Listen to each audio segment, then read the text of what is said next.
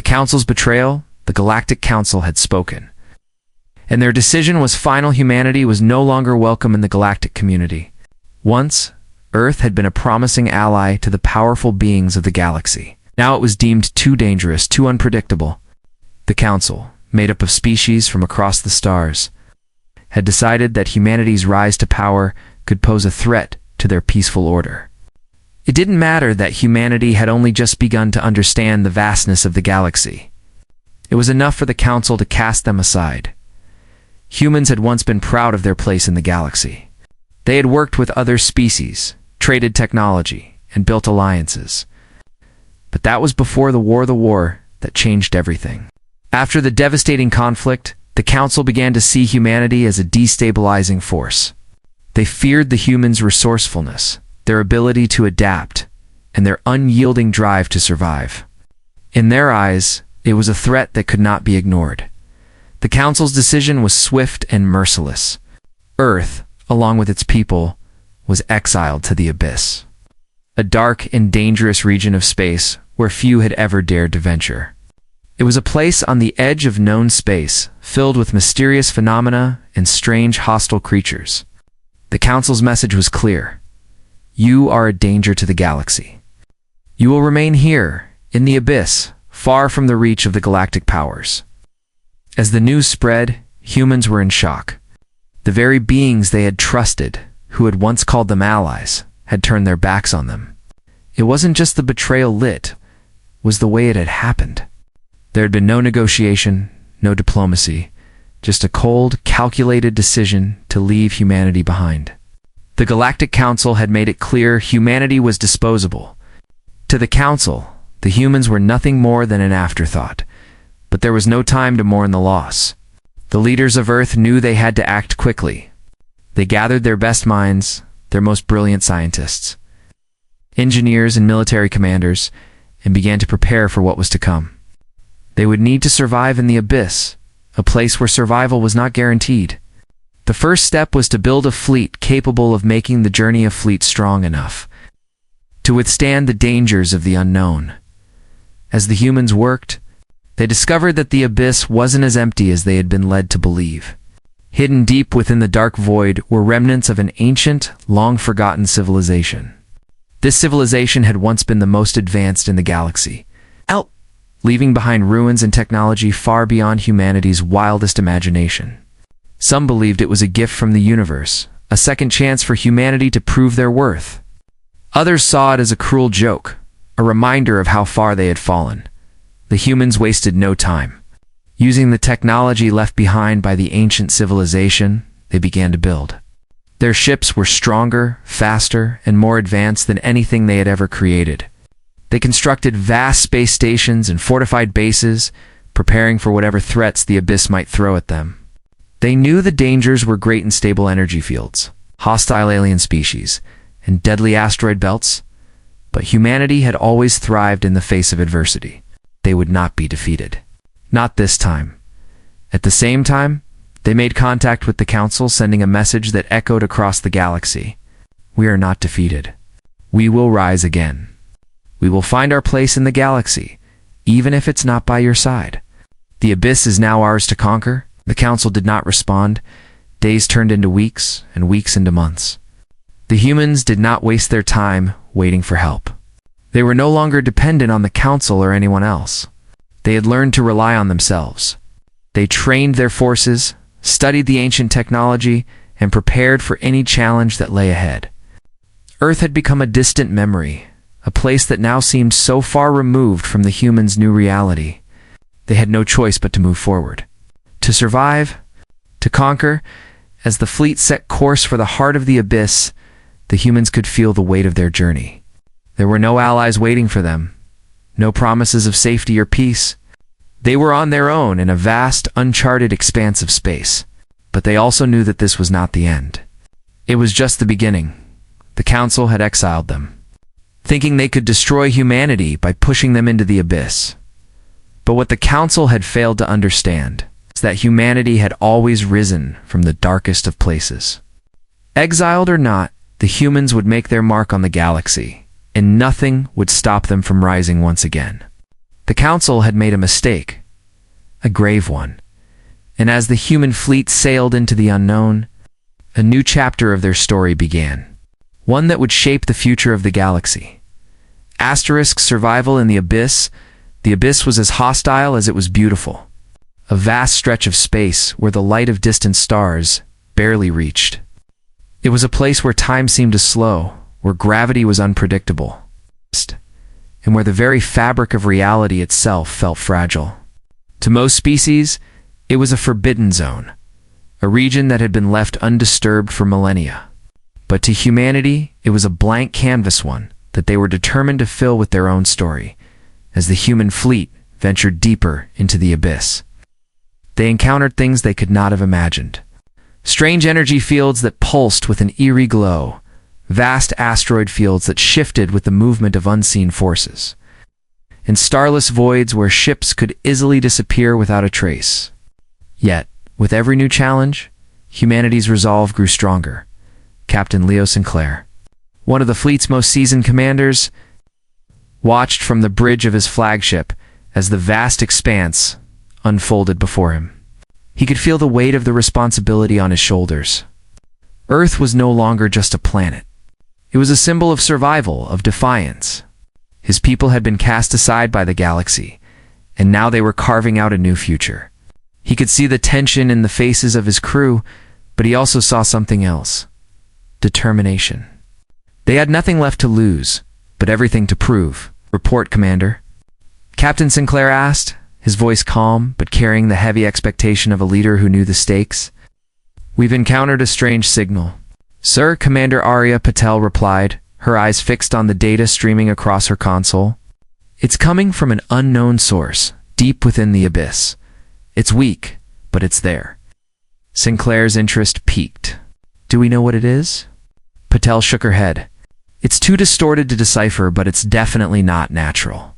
Could be a distress signal or something more. The captain stared at the endless blackness of space outside the bridge window. The abyss was full of mysteries, and they had only just begun to uncover its secrets. The Council had exiled them here to die, but what if this vast, desolate space was hiding something far more powerful than they could imagine? Something that could change the course of the galaxy? We're going in, Sinclair decided. Set a course for the source of that signal. Prepare the team for a recon mission.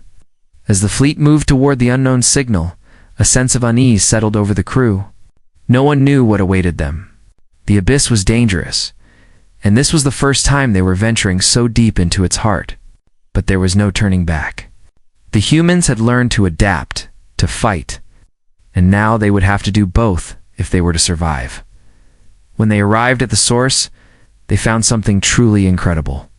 In the midst of a dense asteroid field, hidden within a swirling nebula, lay the remnants of an ancient structure. It was massive, larger than any ship or station humanity had ever built. It looked like a city, or perhaps a temple, suspended in the vast emptiness. Its surfaces were covered in strange symbols, glowing faintly in the darkness. "Bring us in closer," Captain Sinclair ordered, his voice steady, despite the awe he felt. This was the moment. This was the key to humanity's future. The shuttle landed gently on the surface of the structure, and the team of explorers disembarked. They were equipped with the best technology humanity had to offer. But even that felt small compared to the enormity of the structure before them. The team moved cautiously, scanning for signs of life or danger, but there was only silence. As they ventured deeper into the structure, they discovered something truly remarkable.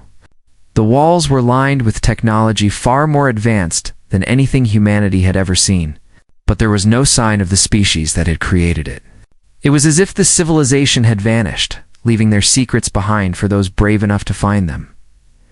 In the heart of the structure, the team uncovered a hidden chamber.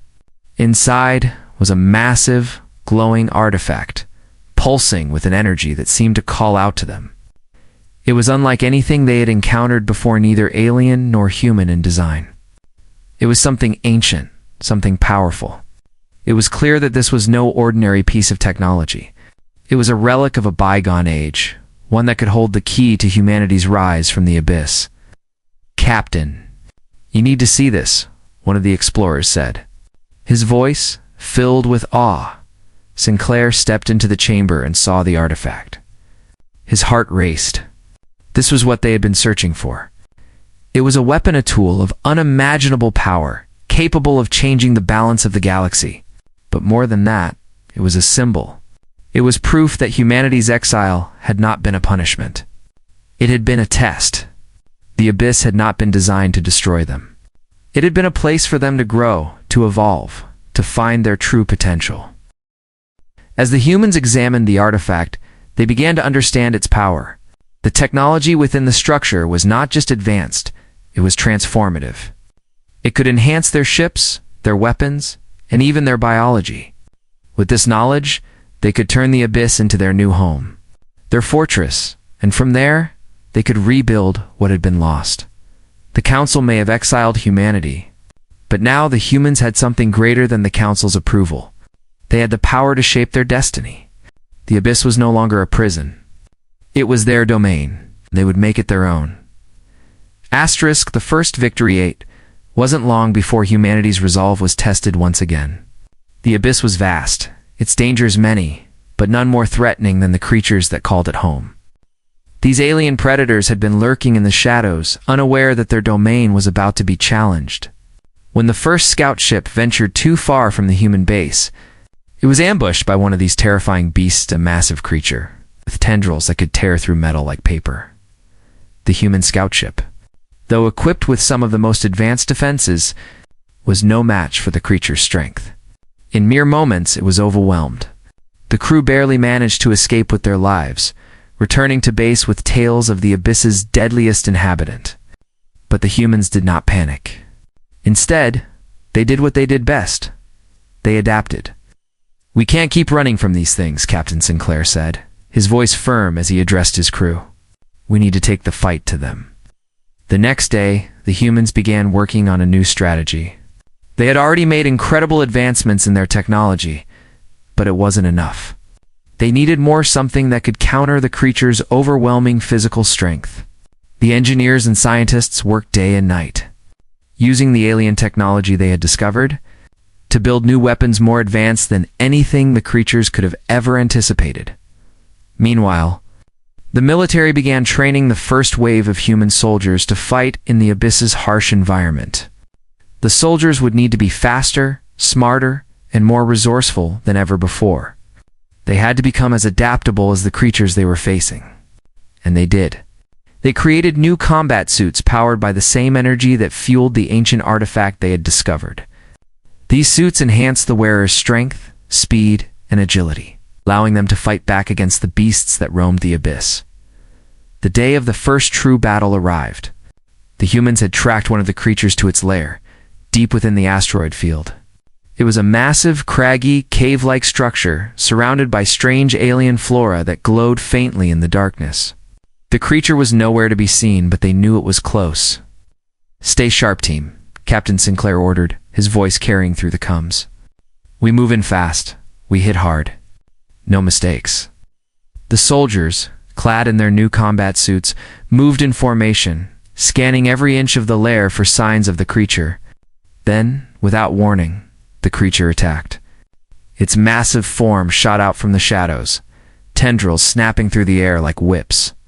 The humans responded with precision, each soldier moving with calculated speed, their new suits amplifying every movement. They fired their weapons' energy pulses that hit with a force powerful enough to knock the creature back. The battle was fierce, but the humans fought with a ferocity born of survival. They knew they were outnumbered, but they also knew they had something the creatures didn't: unity. Together, they fought as one, using the terrain and their environment to outmaneuver the creature. They created traps, set up ambushes, and coordinated their attacks with military precision. The creature, realizing it was being outmatched, tried to flee. But it was too late. One final blast from the human weapons hit the creature's core, sending it into a massive explosion of energy that lit up the cave. The humans stood, panting and battered, but victorious. For the first time since their exile, they had won a battle in the abyss. They had shown that they were no longer weak, no longer at the mercy of the dangers lurking in the dark. They were no longer just survivors, they were conquerors. As the team returned to base, their spirits lifted. They had done the impossible. They had defeated one of the deadliest creatures in the abyss, but more than that, they had proven to themselves, and to the galaxy, that humanity was not to be underestimated. They had been betrayed, exiled, and abandoned. But now, they were a force to be reckoned with. The Council had cast them aside, but humanity had risen from the darkness. The abyss was no longer just a place of exile. It was a place of power, a place where humanity could thrive. And this was only the beginning. Captain Sinclair stood on the bridge of his ship, watching as the distant stars flickered in the cold, empty space. He knew that the battle ahead would be harder, that greater challenges awaited. But he also knew that they had something the galaxy had underestimated, the heart and will to overcome anything. "We've only just begun," he muttered to himself. The abyss was their home now, and they would make it their kingdom. The Council had thought they could destroy humanity by casting them into this darkness, but they had been wrong. Now, humanity would shine brighter than ever before. Asterisk, the Galactic Councils regret the news of humanity's victory in the abyss. Spread like wildfire across the galaxy. What the Galactic Council had assumed would be a death sentence for Earth had turned into a defiant triumph. The humans, cast out and abandoned, had proven their resilience. Not only had they survived the abyss, but they had also begun to thrive. The Council had hoped their exile would break the human spirit, but instead, it had sparked a fire that burned brighter than ever before. The Council, once confident in their decision, now found themselves in a precarious position. The humans' unexpected success had sent ripples through the galactic community. Their allies were beginning to question the Council's judgment. How could they have underestimated humanity's potential? How could they have made such a grave error in judgment? In the Council's chambers, the leaders of the galaxy gathered. Representatives from every species sat in a large, circular room, their faces tense as they discussed the growing threat posed by the humans. The Council members, once so sure of their power, now found themselves in a defensive position. "We've made a mistake," Councillor Virith, a member of the Tarlan race, said, his voice laced with frustration. "We've underestimated humanity. Their victory in the abyss changes everything." Another councillor, Zyara of the Othran, nodded gravely. "We thought they would be crushed by the dangers of the abyss, but instead, they've adapted. They've become stronger. The entire galaxy is watching them now, and they see us as weak." The Council had once exiled humanity, believing it would remove a growing threat from the galaxy. But the humans had shown that they were far from weak. Their technological advancements, fueled by the ancient alien remnants they had discovered in the abyss, had given them a newfound power. Ships more advanced than anything the Council had ever seen. Weapons that could cut through the toughest armor, and soldiers whose strength and endurance were unmatched. Humanity had not only survived, they had come back stronger.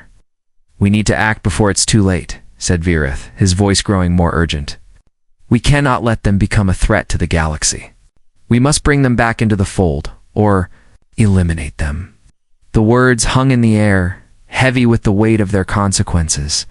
The Council, for all its power, now found itself in a bind. They had underestimated humanity once, and they could not afford to make that mistake again. But what could they do? The humans were beyond their reach in the abyss. Their defenses were impenetrable, and their resolve unshakable. "What if we offered them a deal?" Councillor Ziara suggested cautiously. "What if we bring them back into the Council and offer them a place of power in the galaxy? Perhaps they can be controlled." The room fell silent at the suggestion. The idea of offering humanity a seat at the Council's table seemed almost unthinkable after the betrayal they had suffered. But it was clear that they could no longer ignore the humans' rise. If they did nothing, the humans might soon become a power greater than the Council itself. "We can't let them gain too much power," Councillor Virith said, his voice dark with concern. "They'll want more. They'll demand respect, and if we give them too much, they'll become impossible to control." In the end, the Council decided to take action. They would send an emissary, a high-ranking diplomat, to the abyss, to meet with the humans and offer them a chance to join the Galactic Order once again. The emissary's message would be clear. We were wrong. Humanity is welcome back into the fold, as long as they submit to the Council's authority. the humans would have a choice to make: accept the Council's offer, or refuse and face the full force of the galaxy's might. The Council believed that the humans would choose to negotiate. They had been exiled, but they were still part of the galaxy's fabric. Surely they would want to return to the fold and accept the Council's terms. Asterisk. Humanity's response as the emissary's ship entered the abyss. It was met with an eerie silence. The vast expanse of space stretched out before them, dark and foreboding. The ship's sensors scanned the area, but all they could detect were the faint traces of human activity signals, transmissions, and faint energy signatures from humanity's newfound strongholds. The emissary, a tall and imposing figure, sat in the command seat of the ship, nervously awaiting his arrival at humanity's base. He was an experienced diplomat, used to navigating tense situations, but this was unlike any other mission he had undertaken. He had been sent to negotiate with a people who had once been part of the galaxy's peaceful community but were now castaways, people who had proven they were not only capable of surviving but of conquering. When the emissaries' ship finally arrived at the human fleet's main base, they were greeted by a surprising sight. The base, once thought to be a simple outpost, had grown into a sprawling fortress, a testament to humanity's strength and ingenuity. Massive ships floated in the distance, their hulls gleaming with energy, while soldiers trained on the surface below. This was not the broken, defeated humanity the Council had imagined. This was a force to be reckoned with. The emissary's ship docked, and he was escorted to the command center, where Captain Sinclair awaited him. The room was filled with the hum of technology, the flickering of holograms, and the focused energy of humanity's most elite leaders. Sinclair stood, his posture confident and unyielding, as the emissary entered the room. "You've come to offer us a deal, haven't you?" Sinclair said, his voice calm but piercing. "Let me make one thing clear. Humanity will not bow to the Council. We've built our future in the abyss, and we will not surrender it for empty promises." The emissary stood before Sinclair, his expression cold and formal. "The Council made a mistake, Captain. We acknowledge that. But you must understand, the galaxy cannot afford to let you remain isolated. We offer you a chance to return to the fold, to regain your place in the galactic community. But it must be on our terms." Sinclair's eyes narrowed. "And if we refuse?" The emissary hesitated, knowing the danger of his next words. "Then the galaxy will respond, Captain, and you will not survive the full force of our might." Sinclair's gaze never wavered. "You've underestimated us once. Don't make that mistake again." The emissary's words faltered as he realized the humans were no longer the exiled, helpless beings they had once been. They were something new, something far more dangerous. And the Council had just made the biggest mistake of all. They had underestimated humanity's power once again. Asterisk.